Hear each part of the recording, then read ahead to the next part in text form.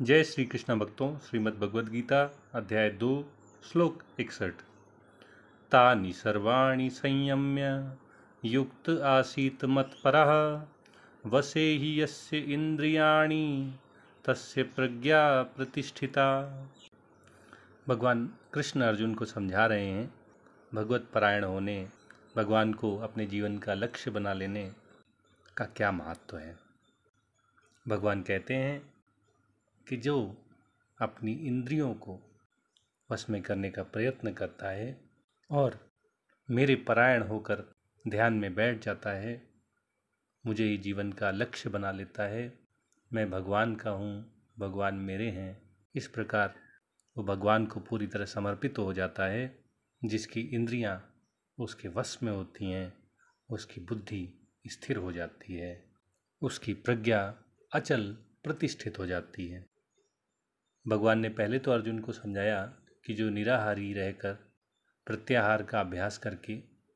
उपरति के द्वारा इंद्रियों को अपने वश में करने का प्रयास करता है, इंद्रिय संयम करता है, इंद्रिय निग्रह करता है, वह विषयों का त्याग तो कर देता है, लेकिन विषय भोगों में उसकी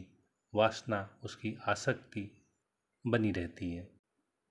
क्योंकि इंद्रियां इतनी बलवती हैं, इतनी वेगवान हैं कि एक विचारवान विवेकी पुरुष के मन को, जो उन्हें साधने में लगा रहता है, ऐसे व्यक्ति के मन को भी बलपूर्वक खींच ले जाती हैं, विषय भोगों में आसक्त कर देती हैं। अब भगवान अर्जुन को बता रहे हैं कि इन बलवती वेगवान इंद्रियों को वश में कैसे करें, कैसे विषय भोगों का जो रस है, जो उन्हें भोगने की वासना है,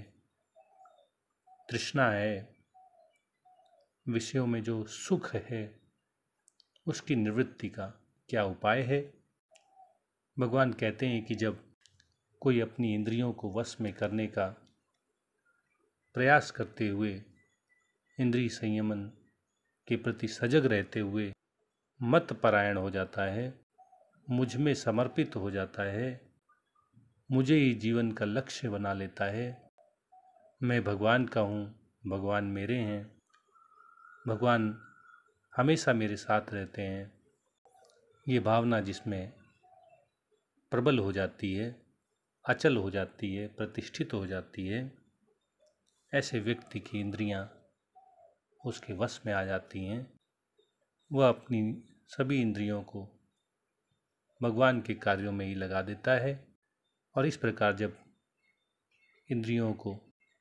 विषय भोगों से भी बड़ा सुख मिलने लगता है, परम आनंद की प्राप्ति होने लगती है,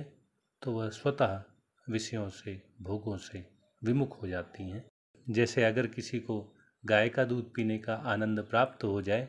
तो फिर उसे बकरी के दूध में सुख नहीं नजर आता है, इसी प्रकार जिसे परमात्मा में आनंद का अनुभव होने लगता है, फिर विषय भोगों के प्रति उसका मन, उसकी इंद्रियां आसक्त नहीं होती हैं, उन्हें वो विषय और उन्हें भोगने की इच्छा दोनों ही बड़ी तुच्छ लगती हैं, बड़ी निकृष्ट प्रतीत होती हैं। और जब इस प्रकार भगवान के परायण हो जाने से इंद्रियां वश में हो जाती हैं, उसका मन आत्मा में ही आनंद का अनुभव करने लगता है और उसकी इंद्रियों को परमात्मा से ज़्यादा सुख और किसी विषय भोग में दिखाई नहीं देता है। तब ऐसे व्यक्ति की प्रज्ञा प्रतिष्ठित हो जाती है